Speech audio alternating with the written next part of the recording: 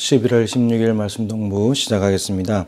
역대상 8장 1절부터 40절까지인데 하나님의 꿈을 비전으로 삼읍시다 라는 제목입니다. 오늘 말씀은 이제 베냐민 지파에 대한 이야기입니다. 베냐민 지파의 이야기는 6장 7절부터 12절에 이미 나왔었는데 여기에 또 기록이 되어 있고, 그리고 사울이 이제 사울 왕이 나오는데 사울 왕은 또 뒤에 가면 또 9장 말미에 10장에 가면 또 나옵니다. 그래서 베냐민 지파 이야기가 많이 기록되어 있는데 아마도 이제 유다 지파하고 레위 지파와 같이 좀 상세하게 다루고 있는데, 이제 남유다 쪽에 이제 주민층을 이루는 데 있어서 이제 이 베냐민 지파가 포함되어 있기 때문일 겁니다.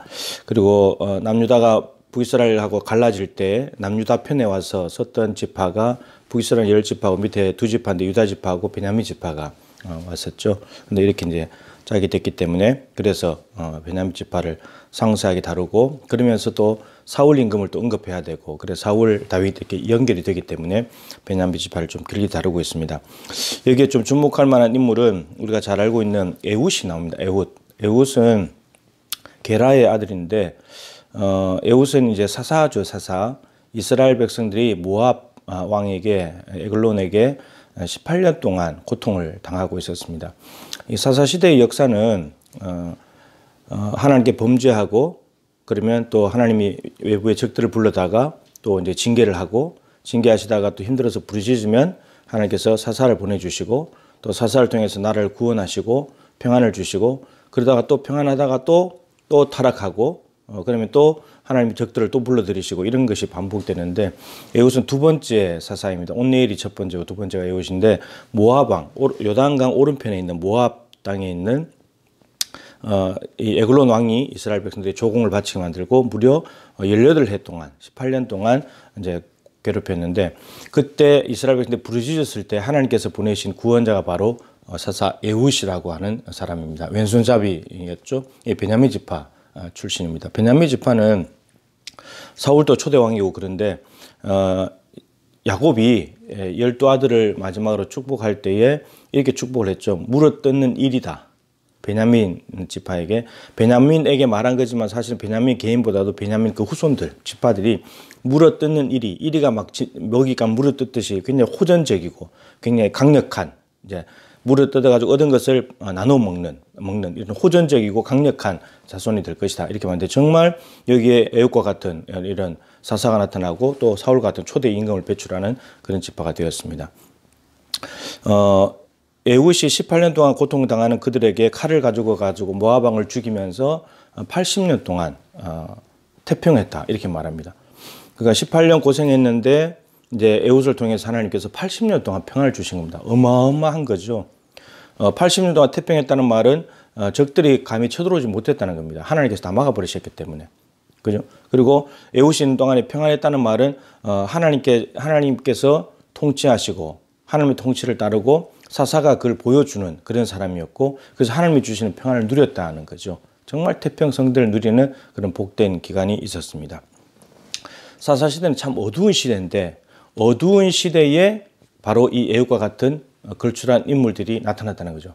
난세의 영웅이 난다고 에훗과 같은 영웅이 났습니다. 에훗은 80년 동안 평안을 만들어냈기 때문에 피스메이커였죠. 그래서 산상수훈의 팔복에 보면 화평케 하는 자는 복이 있나니 제가 하나님의 아들의 일컬음을 받을 것이다. 화평케 하는 자는 복이 있답니다. 근데 어떤 복이 있는가 하면 하나님의 아들이라고 일컬으신대요. 근데 하나님의 아들은 예수님이 계시잖아요. 그럼 예수님이 이 땅에 오셔서 십자가에 죽으시면서 이루신 것이 화목하게 하는 거, 화평을 이루는 거였잖아요.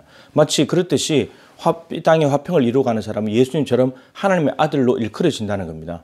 그러니까 예수님도 하나님의 아들, 화평을 이루는 사람도 하나님의 아들, 본질적으로 다르죠. 예수님은 하나님이고 그 사람은 이제 피조물에 불과하니까 다르지만, 그러나 사역 면에서 똑같기 때문에 하나님께서 너는 하나님의 아들이다, 하나님의 아들과 똑같은 사역을 하고 왔다, 이렇게 해준다는 겁니다. 여러분, 우리 자녀들을 좀 통 크게 키웁시다. 그저 부모님의 어떤 욕심, 부모님의 어떤 대리만족, 부모님의 꿈을 가지고 밀어붙이는 그런 자녀들 말고, 정말 우리 찬양에 있는 대로 하나님의 꿈이 나의 비전이 되는.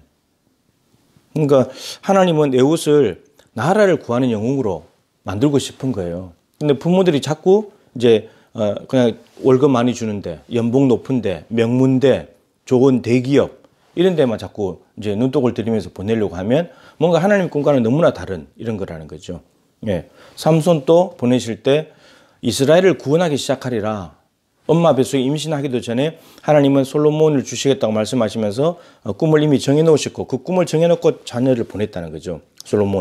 삼손을 보냈다는 겁니다. 그러니까 자녀를 보내놓고 죄를 쓰자가 아니고 이 어떤 일을 이루고 싶은데 그 아이를 이제 믿음의 가정에 보내는 거죠. 그래서 믿음의 부모를 통해서 자라게 만들고 그렇게 해서 잘 훈련시켜가지고 하나님이 때가 되면 하나님이 쓰신다. 하나님의 일에. 그래서 우리 애육과 같이 우리 자녀들, 우리도 마찬가지지만 자녀들을 하나님의 일에 쓰임받게 하자는 거예요. 80년, 18년 동안 어둠에 빠져있던 나라를 구원하고 80년 동안 태평을 누리겠다.